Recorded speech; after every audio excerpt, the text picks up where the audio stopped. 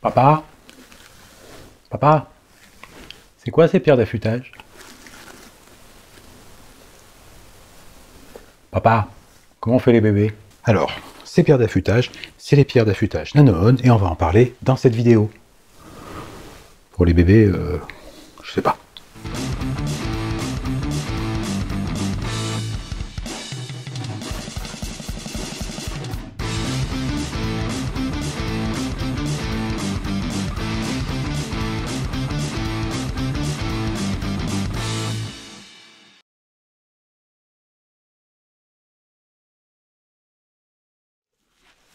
Et salut les boiseuses et puis les boiseux. Alors aujourd'hui, alors je sais que ça va donner lieu à tout plein de polémiques dans les commentaires, tout ça, les prix, les différents systèmes d'affûtage, de Pierre, de Paul, de Jacques, mais c'est pas du tout le but de cette vidéo. Hein. Le but de cette vidéo, c'est juste de vous présenter la manière dont moi j'affûte. C'est tout, sachant que c'est ma manière. Ça veut pas dire que c'est la meilleure, ça veut dire que un bon système d'affûtage, c'est quand ça coupe. Voilà. Alors je voulais vous présenter ça parce que récemment je me suis fait plaisir. Vous savez peut-être que j'ai été au salon Habitat et Bois, hein, 2023, Épinal, tout ça, c'était au mois de septembre. Et j'ai eu l'occasion d'essayer le système d'affûtage NanoOn. Donc NanoOn, c'est un système d'affûtage avec des pierres en céramique qui est distribué par Oriou en France. Voilà, si ça vous intéresse. Alors c'est un système qui est assez onéreux. On va pas se raconter d'histoire. Je vous laisse aller voir les tarifs, tout ça. Tous les tarifs sont sur le site, etc., etc. Moi, je vais vous expliquer un petit peu comment j'affûte. Alors, j'utilise des pierres, mais pas que, et c'est peut-être ça qui va pouvoir vous intéresser. Donc, moi, j'utilise deux systèmes d'affûtage distincts. Donc, j'utilise le système Tormek. Alors, le système Tormek me permet de former mes tranchants, en fait. Hein. C'est celui qui me permet de remettre d'équerre éventuellement un tranchant, de reprendre des fers ébréchés, de modifier la géométrie, de modifier éventuellement l'angle, hein, donc l'angle, l'équerrage, voilà, de ces fers-là. Donc j'utilise le Tormek pour ça. Le Tormek, pour moi, il a plein d'autres avantages. Il me permet d'affûter les fers plats de toupie, il me permet d'affûter les fers de la dégauchisseuse, il me permet d'affûter les couteaux de cuisine de la maison, il me permet d'affûter les ciseaux, hein, les ciseaux... pas les ciseaux à bois. Ça, c'est des ciseaux qui miaulent. Les autres, c'est des ciseaux qui aboient. Voilà. Aujourd'hui, j'ai un humour absolument délirant. Il me permet d'affûter pas mal de choses. Et jusqu'à très récemment, j'avais... Alors, je vais vous le chercher. Voilà. Donc, jusqu'à très récemment, j'avais ce système-là. Alors, j'avais fait une planche, hein, mais j'avais des pierres comme ça. Alors, ces pierres-là, c'est des pierres dites japonaises, mais elles sont en réalité chinoises. On va en reparler un petit peu pour que vous sachiez pourquoi je suis passé de ces pierres-là à celles-ci et ce que ça m'apporte. Donc, ces pierres chinoises, elles avaient plusieurs inconvénients. D'abord, pour les dresser, j'utilisais une grille en corindon comme celle-là. Donc, il existe d'autres systèmes. Le problème de cette grille-là, c'est que même si on l'appuie sur une surface parfaitement plane, des fois les bords rebiquent et ça arrondit un petit peu la pierre. Et la rectitude obtenue est très discutable. Le système double face des pierres est pas pratique du tout, ça me convient pas du tout de devoir retourner mes pierres, etc. Ça me va pas. En plus, à chaque fois, il faut que je les remette dans le caoutchouc qui est dans le bois, enfin, c'est pas terrible. Et puis finalement, avec l'expérience, je me suis rendu compte, comme j'ai 3 pierres avec chacune 2 grains, que les 6 grains différents sont pas utiles en ce qui me concerne. Voilà. Donc, je voulais en changer. J'ai découvert le système NanoOn donc au salon Habitat et Bois, j'ai été séduit et j'en ai fait l'acquisition. Encore une fois, je ne vais pas dans cette vidéo vous faire la réclame et vous dire qu'il est bien. Il me convient, c'est tout. Ce que je vous encourage fortement, si vous souhaitez investir dedans, parce que c'est un investissement, hein, c'est pas quelque chose, enfin c'est quelque chose d'assez onéreux, encore une fois, c'est de l'essayer. Donc si vous êtes dans la région, n'hésitez pas à faire un petit tour, éventuellement à demander au service communication de Oriou si vous avez la possibilité de l'essayer. Je ne sais pas moi-même si c'est possible, mais ça s'envisage. Si vous passez sur un salon, hein, je sais que la semaine dernière, ils étaient présents à Dole, par exemple, pour ceux qui sont du coin. Si vous allez au salon Habitat et Bois, bah, même si c'est en septembre prochain, n'hésitez pas non plus à venir les essayer. Pour vous faire une idée, encore une fois, hein, c'est vous qui déciderez si c'est bien ou pas. Je ne vais pas vous dire dans cette vidéo si c'est bien ou pas, c'est pas le but. Mais voilà, donc je suis passé sur ce système-là. Alors, une autre caractéristique des pierres NanoOn par rapport aux pierres que j'utilisais auparavant, je vais essayer de vous montrer ça, c'est que les pierres que j'utilisais avant sont hydrophiles. Hydrophile, ça veut dire qu'en fait, il faut les faire tremper, et quand vous allez mettre de l'eau dessus, l'eau va très rapidement rentrer dans la pierre. Hein, et vous allez être obligé d'en remettre assez fréquemment. Donc là, vous allez voir que ça va, au fur et à mesure que je parle, ça va rentrer dans la pierre, et dans quelques minutes, il n'y aura plus rien. Alors que les pierres qui sont là, donc les nanoons, sont en céramique, et elles sont hydrophobes. Ça veut dire que vous mettez de l'eau dessus, ça fait un film, et le film y reste en fait. Hein, donc ça, c'est important aussi de le savoir. Moi, personnellement, je préfère les hydrophobes pour justement ces raisons-là, et notamment parce que quand vous allez affûter sur des pierres hydrophiles, très vite, il faut remettre de l'eau, voilà, en permanence. Et ça, c'est un truc qui m'embête un petit peu.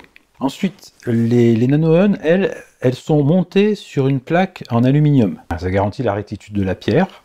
Voilà. Ça permet aussi d'user la pierre quasiment jusqu'à la fin. Donc comme vous allez le voir, ce sont des pierres qui s'usent. Donc, comme toutes les pierres japonaises, hein, toutes les pierres japonaises doivent être rectifiées régulièrement. La plaque en aluminium, ça permet aussi de diminuer le risque de casse, et ça c'est plutôt intéressant, même si je n'ai jamais cassé les anciennes. Et le support en aluminium aussi, à l'arrière du support, vous avez des trous. Donc c'est monté sur un support. Tac. L'avantage, c'est que dès que c'est dessus, ça bouge plus. Moi, j'ai pris le support bac, parce que j'aime bien pouvoir me mettre ici, justement pour vous montrer des choses. Il existe un autre support, qui est de forme très allongée, sur lequel on vient mettre ce support-là. Et ce support de forme très allongée, il est pratique parce que vous pouvez le mettre au-dessus de l'évier, si vous avez l'habitude d'affûter, plutôt coin évier. Voilà. Ça aussi, c'est pratique. Moi, je préférais un support bac comme ça. Alors, l'avantage, pourquoi bac? Parce que comme ça, s'il y a de l'eau, ben, ça reste dans le bac. Au niveau des pierres, elles sont disponibles dans tous les grains, quasiment. Hein. Ça va du 200 au 10 000. Je viens de tester le 10 000. C'est juste une tuerie. Alors, quand je dis 200 au 10 000, ça va 200, 400, 1000, 3000, 6000, 10 000. Sachant que ça correspond à 70, 35, 15, 6, 2 et 1 micromètre pour la taille de grain. Sachant que la taille de grain, c'est vraiment pas une science exacte, c'est un truc qui n'est pas super universel. Donc on va parler de l'utilisation, et l'autre point qui m'a énormément intéressé, c'est cette plaque rodoir-là, qu'on peut juger quasiment inusable, et qui vous servira très régulièrement à redresser les pierres. On va voir comment ça marche, c'est assez bien fait. Moi, ce dont je voulais vous parler, encore une fois, c'est plus de ma méthode d'affûtage d'une manière générale. Dans la pratique, qu'est-ce que ça donne? Ben, ça donne que, par exemple, là, voilà, j'ai mon rabot. C'est mon petit numéro 6. Et on va se faire un petit affûtage de A à Z pour reprendre. Il a travaillé pas mal ces derniers temps, celui-là. Pour reprendre ce fer. Donc, comme je vous disais, le Tormek me sert à former les tranchants. Donc celui-ci, à une époque, a été arrondi un petit peu. Aujourd'hui, j'ai plus besoin qu'il soit arrondi. Je ne vais pas vous raconter pourquoi, parce que c'est pas le but de la vidéo. Mais avant, il me servait, il a besoin d'être un peu arrondi, maintenant beaucoup moins. Voilà, donc je vais passer sur le Tormek, je vais redresser l'affûtage de mon fer. C'est quelque chose qui prend vraiment quelques minutes. Je fais mes petites traces de marqueur dessus. Hein. C'est pour pas changer mon angle d'affûtage. Voilà, donc vous allez pouvoir constater par vous-même que je mesure très très peu au final. En fait, je fais tourner un petit peu la pierre et je regarde si je suis sur le talon ou sur le tranchant, sachant que mon but c'est d'être entre les deux. Donc là, comme je suis un petit peu sur le talon, bon, tout simplement, je remonte un petit peu le... Voilà, et je reteste. Et en fait, plus je vais monter, plus je vais être près du biseau. Et grosso modo, quand je suis à peu près au milieu, c'est la partie qui m'intéresse. Donc ça, c'est quelque chose que je fais de temps à autre pour vraiment supprimer mes faux biseaux et repartir sur un fer avec un tranchant avec une bonne géométrie. Et après, je fais mes affûtages intermédiaires à la pierre, mais ça, je vous en parle juste après, justement, parce que c'est un petit peu le but de cette vidéo, de montrer un petit peu la complémentarité des systèmes. Complémentarité, c'est dur le dimanche.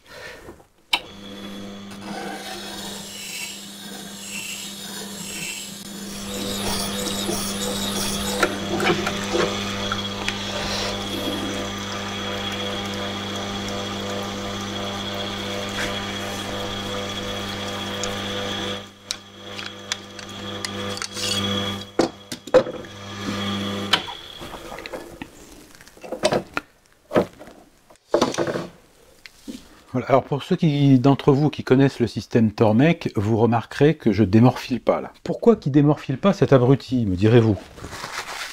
Alors déjà je vous répondrai qu'il ne faut pas me traiter d'abruti parce que je vais mal le prendre. Mais je démorphie pas pour une raison toute simple, c'est que, en fait, quand je vais passer sur la pierre, sur chacune des pierres, je vais passer un léger coup sur le dos du fer. Et j'ai remarqué que le cuir de démorphilage du Tormek étant quelque chose d'assez mou, on a tendance à venir en quelque sorte abîmer un petit peu son affûtage, et on n'a pas une géométrie au niveau du dos du fer qui est impeccable. Alors, pour tout ce qui est couteau, ciseaux, etc., ça pose aucun problème, en tout cas à ma connaissance. Par contre, je trouve que pour les fers de rabot, j'ai un meilleur résultat quand je fais mon démorphilage à la pierre que quand je le fais au Tormek. Voilà. Donc, je préfère faire le démorphilage par la suite à la pierre. Donc, là, pour vous donner une petite idée, et c'est pour ça que j'aime bien le Tormek, pour redresser l'équerrage de mon fer, ah bah ça y est, il est enfin nickel ce truc. Quand même. Pour redresser l'équerrage de mon fer, hein, qui était un petit peu parti de traviole, la faute à l'opérateur, c'est-à-dire la mienne, dans des opérations précédentes, plus supprimer une cambrure du fer qui devait être aux alentours d'1,5 mm sur la largeur du fer, il m'aura fallu entre 6 et 7 minutes à peu près au Tormek. Donc c'est quand même très très rapide. Pour faire la même chose sur une pierre de grain 400, je pense que je mettrais plusieurs heures à mon avis.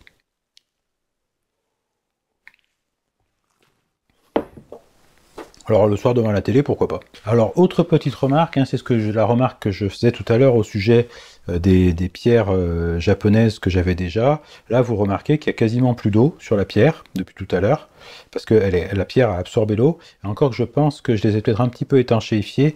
À mon avis, si je les reprends à l'abrasif, ça va complètement absorber l'eau. Mais bon, à la limite, c'est pas le sujet. Donc voilà, c'est des pierres que vous allez être obligé de mettre à tremper, etc. Sur les nanos, c'est pas du tout utile de faire ça. Comme j'ai dit, c'est des pierres hydrophobes, base céramique, donc ça sert à rien. L'eau qui est dessus, depuis tout à l'heure, elle est toujours là. Elle finira par s'évaporer, je vous rassure tout de suite, c'est de l'eau normale. Ça aussi, c'est un truc qui peut éventuellement vous passer par la tête. Bande de tordus. Pas d'huile sur ces pierres. On met jamais d'huile sur des pierres à eau. C'est con de le dire comme ça, mais voilà. Donc, pas d'huile. Que de l'eau. Comme je disais tout à l'heure, mes anciennes pierres étaient un petit peu petites. Quand on a un rabot type ça, bon, bah, vu la largeur du fer et la longueur du fer, voilà, ça se passe bien. Par contre, quand on passe sur un fer de cette taille-là, bah, si vous comparez la taille du fer, où est-ce que je suis? Voilà, à la taille de la pierre, je dis pas qu'on est juste, mais voilà, là, c'est bien, c'est ce qu'il faut. Hein. Et en plus de ça, plus la pierre va être courte, et plus vous allez faire des petits gestes, et donc moins vous allez être efficace. Moi, personnellement, je préfère faire des gestes un petit peu plus longs. Les trucs qui sont vraiment à noter, c'est que sur ces pierres-là, il faut les nettoyer, j'allais dire, relativement régulièrement. Et je ne vais pas encore affûter tout de suite, mais j'ai déjà affûté en fait aujourd'hui. Donc si je prends mon petit bac, et voilà pourquoi je voulais un petit bac, et que je vais tranquillement jusqu'à mon évier avec mon petit bac, hop, j'espère que je suis dans le champ, j'en sais rien du tout. Enfin, je suis dans l'atelier, mais je suis dans le champ.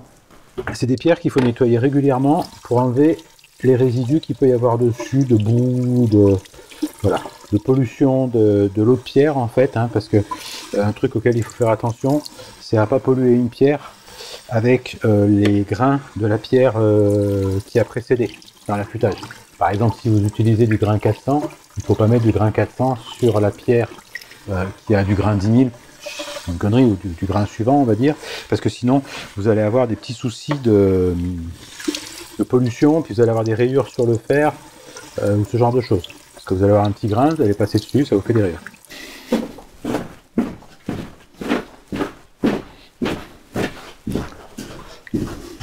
Donc voilà, vous les nettoyez aussi fréquemment que nécessaire. En général, entre deux affûtages, on repasse un petit coup. Et vous avez vu, nettoyage, hop, hop, ça y est, c'est propre. Voilà. Alors, on voit encore du noir dessus, mais ça, on s'en fout. Hein. J'allais dire, c'est pas très très important. Voilà. Donc après, pour affûter mon fer, moi, je me prends pas la tête. Je prends la pierre que j'ai de grain le plus gros, qui doit être la 15 micromètres. Évidemment, c'est la dernière. Alors ça, c'est ce qui est pratique aussi, mais j'ai pas encore trop l'habitude. C'est comme les plaques anodisées sont toutes de couleurs différentes les unes des autres, à force, on finit par s'habituer. On sait que voilà, la plus grosse, c'est la dorée, etc. etc. Là aussi, moi, j'ai pas pris les grains les plus gros. Je suis parti de la 15 micromètres, qui doit être un grain, il me semble, 1000. Voilà. J'ai de la, alors que je dise pas de conneries, de la 2 micromètres, donc qui est un grain 6000, et ensuite je passe sur la 1000. Pourquoi? Parce que comme je fais mon affûtage de base avec le Tormek, j'ai pas besoin d'aller taper dans des grains super grossiers pour faire mon affûtage de base. Évidemment, si vous affûtez uniquement à la pierre, vous aurez besoin de ça. Donc là, pareil, hein, la géométrie de base de mes biseaux de rabot, c'est 25 degrés. Donc quand je fais mon biseau secondaire, pardon, quand je fais mon biseau secondaire, ben, je fais un biseau secondaire à 30 degrés. Voilà. Moi, c'est comme ça que je travaille. Donc, j'ai pas besoin de faire des trucs compliqués, machin. J'avais mon biseau principal, tac. Donc, un petit peu d'eau sur la pierre. Là, il y en avait déjà parce qu'elle sort de sous l'évier. Et comme je disais tout à l'heure, voilà, j'affûte. Donc là, je vais juste faire un biseau secondaire. Alors, un biseau secondaire, ça fait quoi? Ça fait un petit dixième, quelque chose comme ça. Hein, c'est pas très important de faire un biseau secondaire super large. Ça sert à rien. Même quand il est trop large, de toute façon, on va rectifier. Donc voilà. Donc voilà, je fais mon biseau secondaire. Tranquille. Ça ne prend pas trop longtemps.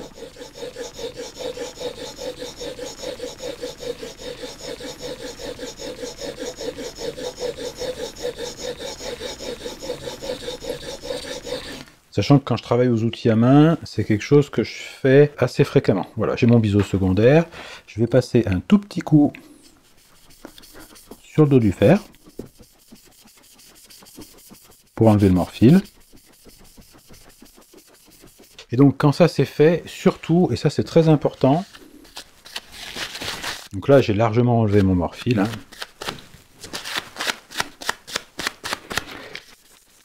J'essuie mon fer, pourquoi? Pour faire en sorte qu'il n'y ait plus de particules de cette pierre qui va aller sur les suivantes. Comme je le commande, ça semble prendre longtemps, mais en fait ça va très très vite. Voilà, maintenant je passe sur la 2 microns. Petit coup de truc. Pchit, je bois un café.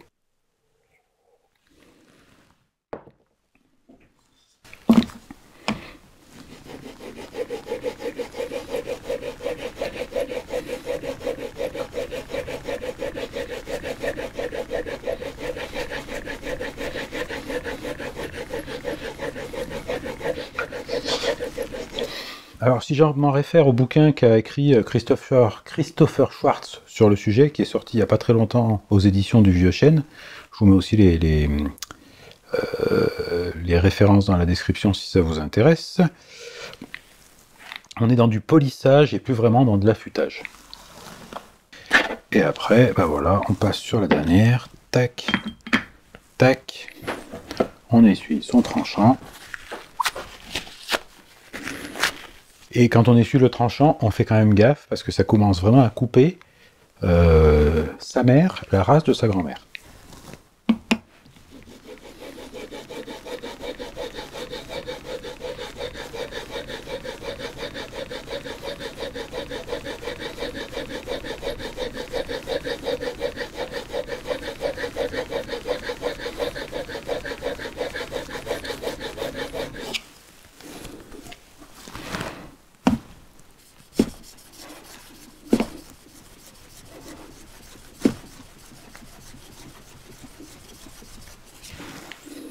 Voilà.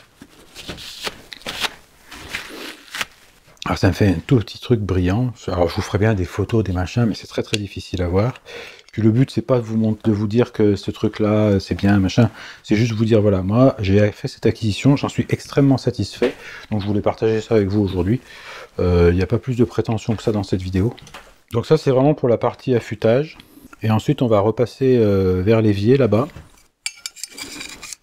Donc juste je vous donne 2-3 quand même trucs au niveau des précautions d'emploi de ces pierres-là. Après, on va voir comment on fait le dressage.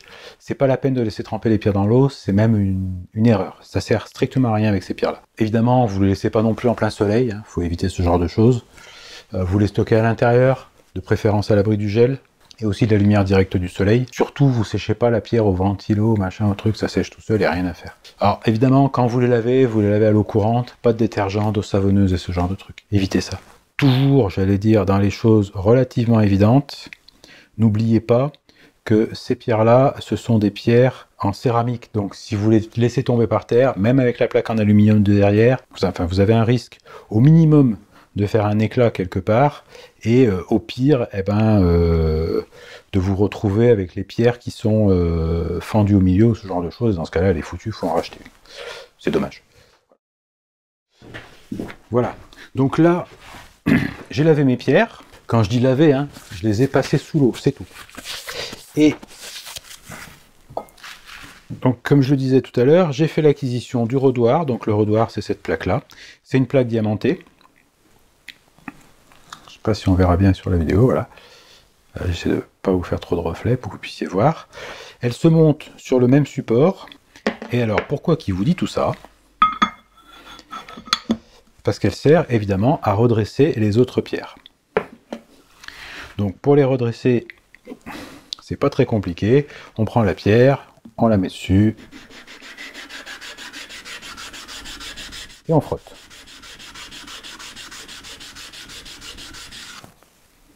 Et on a une pierre toute neuve. C'est aussi simple que ça. Donc ensuite, petit coup de rinçage. Rinçage également de celle-là. Et on passe à la suivante. C'est tout ce qu'il y a à faire. C'est super rapide. Donc c'est aussi un truc qui m'a séduit. Et encore une fois, très très efficace. Alors bien sûr, c'est à ce moment-là que vous avez le plus, entre guillemets, de risque de pollution entre les pierres. Quand j'appelle pollution, c'est des grains d'une pierre avec une granulométrie grossière qui tombe sur une pierre plus fine. Et ça, c'est pas très bon pour les tranchants, parce que ça va vous créer des rayures au milieu des tranchants. Et c'est pas du tout ce qu'on recherche. On recherche plutôt à faire un polissage. Voilà. Il n'y a rien d'autre à savoir pour ça. Donc je vais finir ça tout à l'heure. Ça, en général, je préfère le faire à l'évier. Comme ça, je rince au fur et à mesure et ça va vite. Voilà, donc, tac. Puis c'est bien parce que quand on fait ça, après on a l'impression qu'on a des pierres toutes neuves et on peut recommencer à s'amuser. Hop. Pierre suivante.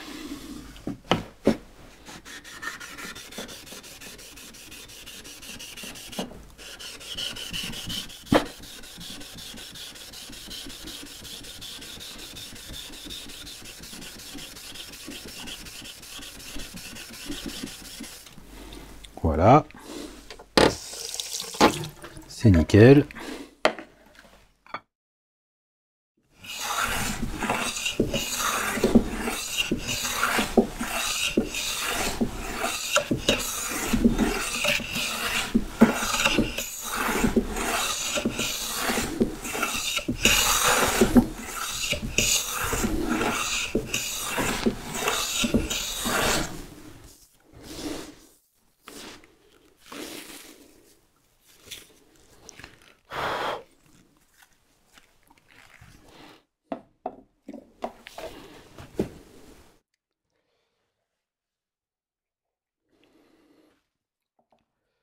Voilà, alors je crois que je vous ai tout dit hein, à propos de ce système d'affûtage et ce que je voulais vous en dire. Le but de la vidéo, c'est pas de vous le vendre, c'est pas de vous prouver qu'il est mieux que d'autres. J'ai absolument pas les outils pour mesurer ce genre de choses de toute manière. Là, pour vous donner une idée de la précision de l'outillage dont je dispose, l'outil le plus précis de l'atelier, c'est celui-là. Et ce qu'il sait me dire, c'est que j'ai des copeaux qui sont à peu près d'1 centième. Mais j'ai envie de dire, on s'en fout un tout petit peu, dans la mesure où ce qui est important de voir, c'est que ça, c'est le résidu, et ça, c'est le travail. Moi, j'aime bien, je vois que le bois il brille, quand je touche, il n'y a strictement aucune strie ou chose comme ça, c'est nickel. Voilà, c'est ça que je recherche. Après, comme je vous disais, je ne veux pas vous le vendre, je ne veux pas vous prouver qu'il est mieux qu'un autre, ce système-là. C'est le système que moi j'apprécie d'utiliser aujourd'hui. Peut-être qu'un jour je changerai d'avis. Je veux juste que vous sachiez qu'il existe, que vous puissiez le découvrir éventuellement, que vous ayez envie l'année prochaine au salon Habitat et Bois de venir me voir et de me dire tiens, j'essaierai bien les pierres machin chose. On boit un café, on les essaye. Si elles vous plaisent, tant mieux. Si elles vous plaisent pas, tant pis. Je ne suis pas commissionné. Voilà. J'ai une profonde sympathie pour Oriou et l'entreprise et l'homme. Après, c'est tout. Donc maintenant, si vous voulez bien avoir l'extrême obligeance de vous barrer de mon atelier, peut-être juste avant de vous barrer, Il y a une vidéo sur ce petit gabarit, donc n'hésitez pas à aller la voir, je vous mets l'URL dans la description, c'est très pratique. C'est Lie Nielsen qui fait les plans, et puis il y a une méthode pour l'avoir de manière générale, même si on n'a pas un gabarit d'affûtage Lie Nielsen comme celui-ci. Voilà, j'ai pas beaucoup plus que ça à dire.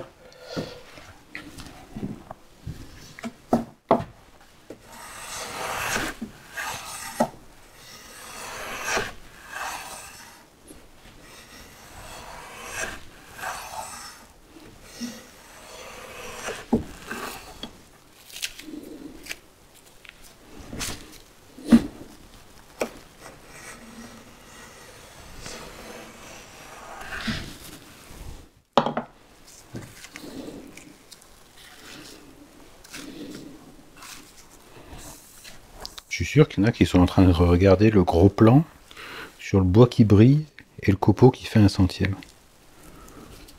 Sûr.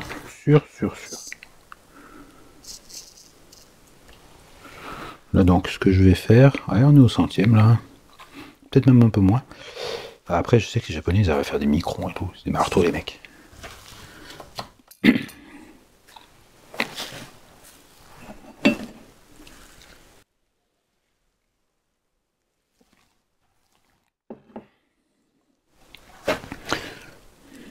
Ce que je vais faire là, c'est je vais faire un fondu au noir, et puis après le fondu au noir, je vais couper le son, comme ça va faire un truc un peu top.